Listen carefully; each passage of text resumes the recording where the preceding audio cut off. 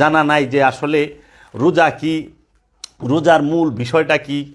হ্যাঁ, রোজা এবং এই যে মেজাজি এবং হাকিকি দুইটা দিক যা আছে, মানুষ এটা জানেই না। রোজারও দুইটা দিক, একটা মেজাজি একটা হাকিকি। মেজাজি রোজাটা হলে আমরা ভোরবেলা উঠে ফজরের আজানের আগে উঠে আমরা কিছু খাবার খাই, এটাকে সেহেরি বলি। আমরা সেহেরি পাকাই, সেহেরি খাই আর সারাদিন পান এবং আহার থেকে বিরত থাকি। আবার সন্ধ্যার সময় আমরা ইফতার করি, ইফতারে আমরা পান এবং আহার করি। এখন সেহেরি তো হারাম খাওয়া যাব না, ইফতারও হারাম খাওয়া যাব না। এখন যারা মনে করেন হ্যাঁ সম্পদ জমা করেন কিংবা সুদ খান, ঘুষ খান কিংবা অন্যের হক মাইরা খান, আপনি হারাম টাকা দিয়া হালাল গুস্ত কিনাই না রোজার সেহেরি খাইলেন। এই হারাম খাইয়া আপনি সারাদিন রোজা রাখলেন, আবার এই হারাম টাকা উপার্জন করিয়া হারাম অর্থ দিয়া আপনি সন্ধ্যার সময় যাইয়া চকবাজার থেকে একদম ঢাকার ইফতার আনলেন। বড় বাপের পোলায় খায়, মামুর বেটায় খায়, তালই সাহেবের বেটায় খায়। হ্যাঁ, এই যে কুপ্তা কাবাব, জালি কাবাব, সুতি কাবাব, বটি কাবাব, ফুরুলি পেঁয়াজু যা কিছু আনলেন, এইগুলা যে খাইলেন, আপনি তো হারাম উপার্জন দিয়ে সেহেরি খাইতেছেন হারামের টাকায়, আবার হারামের টাকা দিয়ে আপনি ইফতারও করতেছেন। আমি সবাইরে কই না, যারা খান তাকেও কইতেছি। তাহলে আপনি হারাম খাইয়া রোজা থাকেন যায়, রোজাই তো হারাম দিকে স্মরণের লিগে। এখন আপনি ঘুষের টাকা দিয়ে হালাল গুস্ত খুঁজেন তো কেমনি হইব? আবার দোকানে যায় কোন এই মুরগি কি বিসমিল্লাহ করে জব করছস, মাথা কোন দিকে আসিল, গরু বিসমিল্লাহ করে জব করছস, সহি শুদ্ধভাবে টাকা লয়ে গেছেন পকেটে হারামের, নয় অন্যের হক মারা টাকা, নইলে পরে সুদের টাকা, ঘুষের টাকা, নয় আত্মসাতের টাকা। বুঝি না, সবাইকে ফাঁকি দেওয়া যাবে, রসুলকে ফাঁকি দেওয়া যাবে না, সবাইকে ফাঁকি দেওয়া যাবে, রব্বুল আলামিনকে ফাঁকি দেওয়া যাবে না। সবাইকে ফাঁকি দিতে পারবেন, নিজেরে ফাঁকি দিতে পারবেন না। ধরা তো নিজের কাছে খায়া বয়া রইছেন, একটু বিবেক দিয়ে চিন্তা করেন। এখন আমরা যে বিষয়টি বলতে চাই যে এই হাকিকি এবং মেজাজি বিষয়টি, যে আনুষ্ঠানিক রোজা এবং মূল রোজা, শরীয়ত সমাজকেন্দ্রিক কিন্তু মারেফত ব্যক্তিকেন্দ্রিক, বিজ্ঞান শিক্ষা সমাজকেন্দ্রিক কিন্তু বিজ্ঞানী হওয়া ব্যক্তিকেন্দ্রিক। বিজ্ঞানের বড় বড় ডিগ্রি নিলেই যেমন বিজ্ঞানী হওয়া যায় না, সেই রকম শরীয়ত মারেফতের উপর পড়াশোনা করলেই, বড় বড় ডিগ্রি নিলেই মারেফতের অধিকারী অলি দরবেশ পীর ফকির হওয়া যায় না। বিজ্ঞানী হওয়ার মধ্যে যেমন কোনো প্রকার শর্ত থাকে না, সেই রকম আল্লাহর অলি হওয়ার মধ্যেও কোনো শর্ত নাই।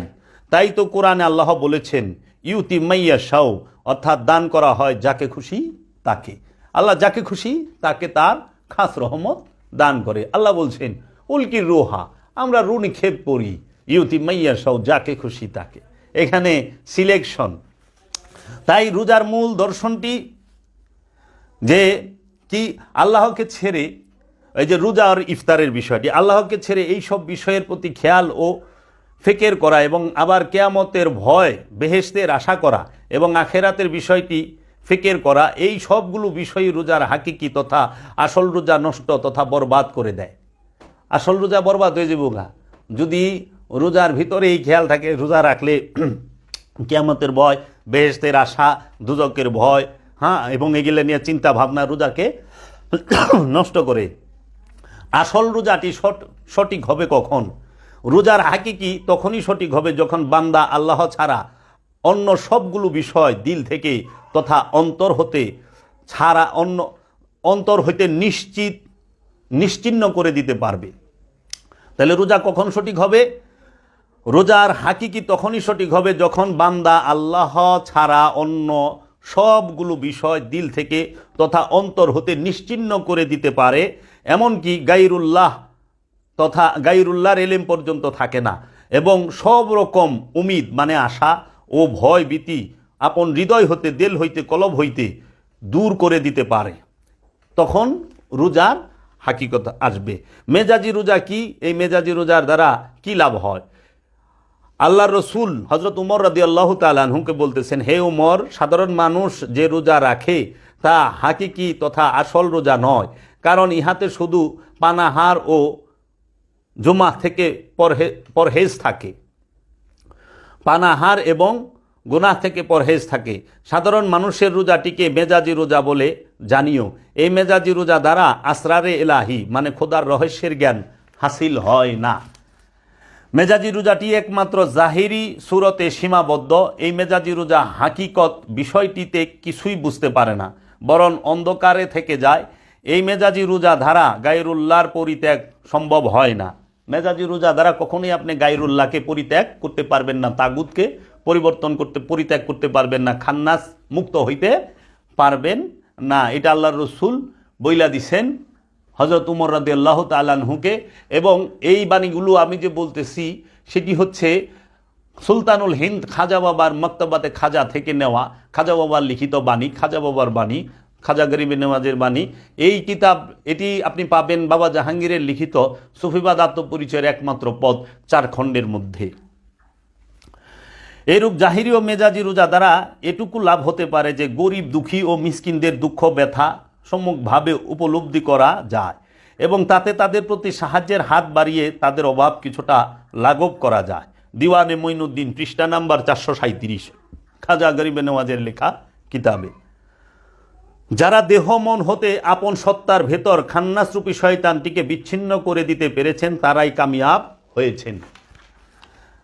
রোজা 6 রিপুর মাধ্যমে যাহা মন এবং মগজে বাসা বাঁধতে থাকে উহাই একটি একটি করে হিসাব করে বর্জন করে দেবার সাধনার নামটি হল সিয়াম। আপন নফসের সঙ্গে যে খান্নাসরূপী শয়তানটিকে জড়িয়ে দেওয়া হয়েছে উহা লোভ, মোহ, মাৎসর্য, কাম, ক্রোধ এবং অহংকার নামক আবর্জনা, যা মানুষকে সঠিক পথ হতে বিচ্ছিন্ন করে দেয়। তাই এই ষড়রিপুর বন্ধনটিকে সম্পূর্ণরূপে উপড়িয়ে ফেলার জন্য সিয়াম একটি উপযুক্ত এবং সুন্দর মাধ্যম। সিয়ামের দ্বারা লোভকে অন্তর থেকে উপড়িয়ে ফেলতে হবে। সিয়ামের দ্বারা অহংকারকে, হিংসাকে, কামনাকে, বাসনাকে, মোহকে সম্পূর্ণরূপে অন্তর থেকে উপড়িয়ে ফেলা সম্ভব।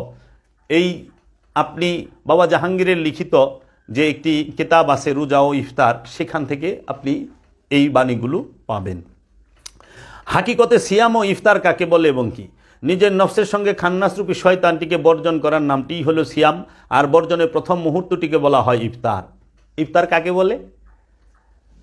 আমি আবার বলতেছি, নিজের নফসের সঙ্গে যে খান্নাসরূপী শয়তানটিকে বর্জন করার নামটি হলো সিয়াম। আপন নফসের সাথে খান্নাসরূপী শয়তানটিকে বর্জন করার নামই হলো সিয়াম। আর এই বর্জন করার যে প্রথম মুহূর্তটি তাহাকেই বলা হয় ইফতার। তাহলে মেজাজি ইফতার কি আর হাকিকি ইফতার কি? আপনি দেখেন রোজার মধ্যে আমরা মেজাজি অনুষ্ঠানে সেহেরি আগে, ইফতার পরে, কিন্তু হাকিকত হলো ইফতার আগে তারপরে সেহেরি। হাকিকি দর্শন কি সিয়ামের?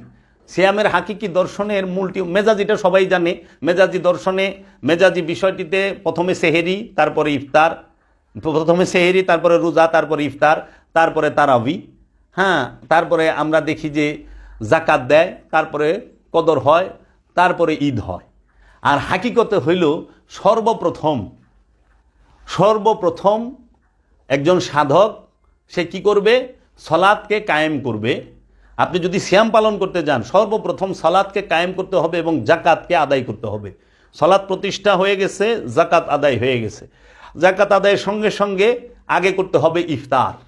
ইফতারের পরে সেহেরি, সেহেরির পরে হয় কদর, ইফতারের পরে সেহরি, সেহরির পরে কদর, কদরের পরে বাকি সারা জীবন সিয়াম।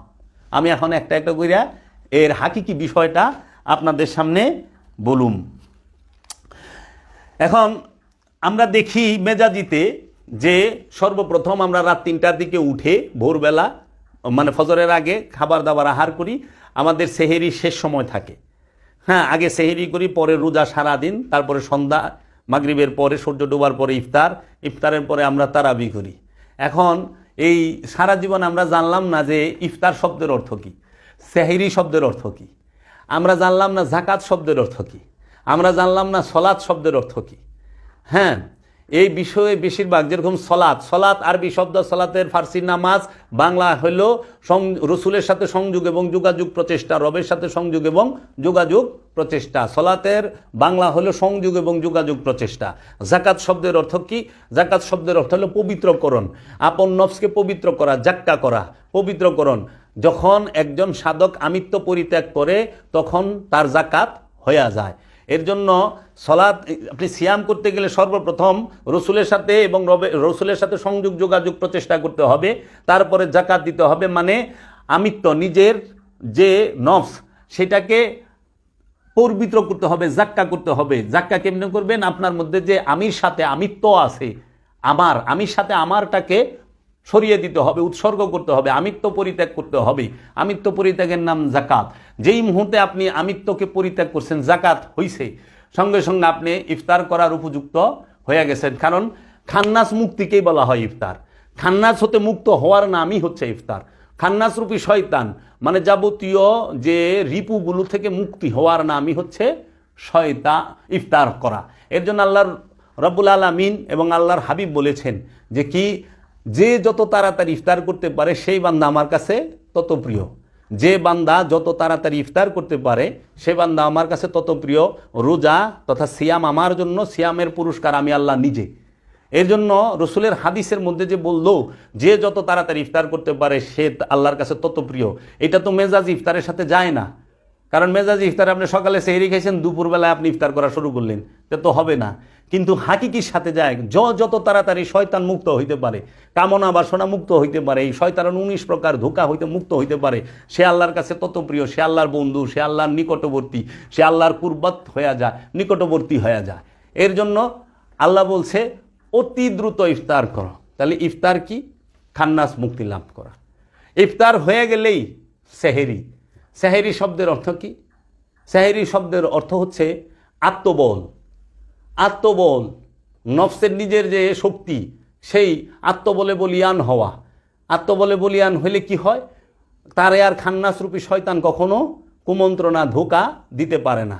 এই যে আমরা দেখি না সমাজে যে অপকর্ম হয়, অনেক সময় দেখি বড় বড় সুরে গোদরে সুরেরা বলে যে আমি করি নাই, আসলে বুঝতে পারি নাই, আমাকে শয়তান করিয়েছে। আচ্ছা, আমরা যখন দেখি যে এই বাসে, লঞ্চে কিংবা কোনো প্রতিষ্ঠানের মধ্যে রেপ করে, হ্যাঁ রেপ করে, তখন তারে ধরলে শুনি সোজা একটা কথা কয়, দেখেন আমি তো করি নাই, আমাকে শয়তানে করিয়েছে। আবার আমরা দেখি সমাজে বলৎকারও হয়, যখন পুলিশে ধরে কোর্টে দাঁড়ায় তখন উনি দেখি সাক্ষাৎকার দিতেছে, আমি তো করি নাই, শয়তানের ধোকায় পড়ে করেছি, শয়তান আমাকে করিয়েছে। তো এই যে বিষয়গুলো করে নফস তখন আত্মবলে বলিয়ান থাকে না, দুর্বল থাকে। এর জন্য সেহেরি করতে হবে। সেহেরি মানে হচ্ছে আত্মবল, আত্মবলে বলিয়ান হওয়া। খান্নাস আর কুমন্ত্রণা দিতে পারবে না। যখনই আপনি আত্মবলে বলিয়ান হয়েছেন তখনই আপনার হবে কদর। কদর, কদর কি? আত্মদর্শন। আত্মবলে বলিয়ান হওয়ার পরে কদর হবে, আত্মদর্শন হবে। আত্মদর্শন কি? আপনার এই নফসের উপরে আল্লাহ রূহ নাজিল করবে। এই নফসটা রুহের মহানূরের মাঝে ফানা হয়ে যাবে। তাই সূরা কদরে আল্লাহ বলতেছেন তানাজ্জালুল মালাইকাতি ওয়ার রূহ। তানাজ্জালু আমরা নাজিল করলি, মালাইকাতি সমস্ত ফেরেশতাদেরকে, ওয়া রূহ এবং রূহকে। কোথায়? এই নফসের এইখানে। নফস তখন রুহের মহানূরে ডুবা যায়, নফস আর নিজেরে খুঁজা পায় না, যেদিকেই তাকায় আইনামা তুওয়াল্লু ফাসাম্মা ওয়াজহুল্লাহ, যেই দিকে এসে দেখে আল্লাহ ছাড়া কিছুই দেখে না। আল্লাহ নিজে বলতেছে ইন্নী কারিবুন, নিশ্চয়ই আমি তোমার নিকটেই আছি। আল্লাহ বলতেছেন ওহুয়া মা কুমাইনা মা কুমতুম, তুমি যেখানে আমি সেখানে। আল্লাহ বলতেছেন নাহনু আকরাবু ইলাইহি মিন হাবলিল ওয়ারিদ, আমরা তোমার জীবন রোগের নিকটেই অবস্থান করি। এই কদর হওয়ার পরে ওই সাধক মহা খুশি হয়ে যায়, কারণ জগতে তার জন্য সর্বশ্রেষ্ঠ পাওয়া সে পায়া গেছে। আল্লাহ রাব্বুল আলামিন তাকে দয়া করে দান করেছেন। সেটা কি? তার আত্মপরিচয় হয়েছে, তার রবের দিদার হয়েছে, তার রসুলের দিদার হয়েছে। তিনি রসুলের উপরে পরিপূর্ণ ঈমান এনে ফেলেছে, রবের উপর পরিপূর্ণ ঈমান এনে ফেলেছে, সে মুমিনে পরিণত হয়ে গেছে। তখন সে মহা খুশি। আর এই খুশিকেই বলা হয় ঈদ। ঈদ মুবারক। এই ঈদ মুবারক। এর জন্য সিয়াম হচ্ছে আত্মসংযমের জন্য, আত্মসংযমের মাস।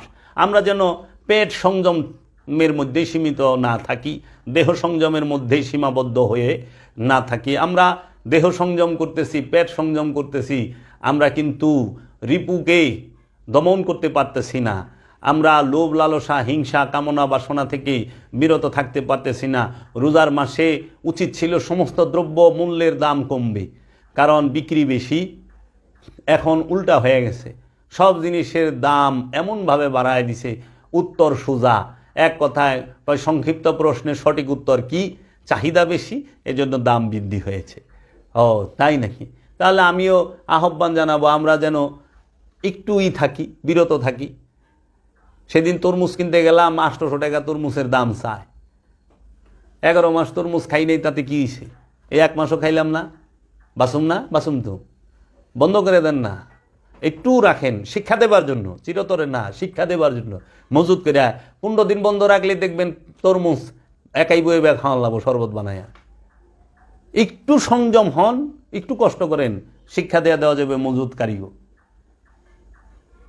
তো কাজেই আমরা যেন সিয়ামের মূল দর্শনটিকে নিজের জীবনে ফুটিয়ে তুলতে পারি। আমরা যেন শুধু অনুষ্ঠানের মধ্যে সীমাবদ্ধ হয়ে না থাকি। আর যারা অনুষ্ঠান করেন তাহারা নিজেকে তো অনেক বড় মনে করতেছেন। আসলে অনুষ্ঠান হলো সত্যকে পরিচয় দেবার জন্য, পরিচয় করিয়ে দেবার জন্য। অনুষ্ঠানের মধ্যে বিন্দুমাত্র সত্য আছে কিনা সন্দেহ। এমন হয় যে অনুষ্ঠানের আধিক্য, অনুষ্ঠানের জোর যদি বেশি হয়ে যায়, মূলই হারায় যায়, মূল দর্শনটা চাপা পড়ে যায় অনুষ্ঠানের ভিড়ে। এর জন্য আপনারা অনুষ্ঠানের ভিড়ে মূলকে চাপা দিয়েন না। এখন দেখেন, তাই শেষে আমি একটি কথা বলবো। আল্লামা ইকবাল বলেছিলেন, আমি ইউরোপ আমেরিকায় ঘুরছি, সেখানে ইসলাম দেখছি, মুসলমান দেখি নাই।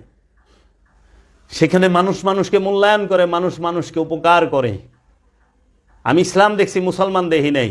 আর আমি আরব রাষ্ট্রে গেলাম, সেখানে মুসলমান দেখছি কিন্তু ইসলাম দেখি নাই। আমিও ঠিক বলতে পারি যে আমাদের দেশে মুসলমান আছে, ইসলাম নাই। আর ইউরোপ আমেরিকায় ইসলাম আছে, মুসলমান নাই। কারণ আপনি যা দেখেন, এই কোনো দিকে দুর্নীতি তাদের শূন্যের অনেক কম। আর আমাদের প্রতিটা সেক্টরে দুর্নীতি। আজকে আমি একটা ভিডিও দেখলাম, আমাদের দেশে কোনো এক জেলায় এক হিন্দুর ছেলে, সে দুধ বিক্রি করতেছে 100 টাকা কেজি, অথচ মুসলমানরা দুধ বিক্রি করতেছে 130 টাকা কেজি লিটার। কে রে? রোজা। এমনি সচরাচর সবসময় 70 টাকা লিটার গ্রামে দুধ পাওয়া যায়। এখন রোজায় মানুষ একটু দুধ খায়, মানুষের একটু প্রয়োজন, 130 টাকা লিটার বানায় দিছে। তো কি করবেন? কিছুই বলার নাই। এখানেই রাখলাম। আমার উদ্দেশ্য বলা যে আপনারা রোজা করেন, রোজার হাকিকি বিষয়টি নিজের নফসের মধ্যে ধারণ করেন। আমরা যেন রোজা করতে পারি, আমার সেই আত্মসংযম করতে পারি, সেই রহমত যেন রব্বুল আলামিনের তরফ হইতে আমাদের নফসের উপরে দান করা হয়। কারণ যত আদেশ উপদেশ সব নফসের হেদায়েতের জন্য, সব নফস থেকে খান্নাসরূপী শয়তানকে মুক্ত করার জন্য। নফসের হেদায়েত না করতে পারলে হবে না। আপনাদের কাছে উদারতা আহ্বান রইল, আপনারা কালন্দার বাবা জাহাঙ্গীরের লিখিত 28খানা কিতাব পাঠ করেন, কোরআনুল মাজিদ হুবহু অনুবাদ পাঠ করেন, সুফি সদরুদ্দিন আহমদ চিশতির অনেকগুলো কিতাব আছে, সেগুলো পাঠ করেন।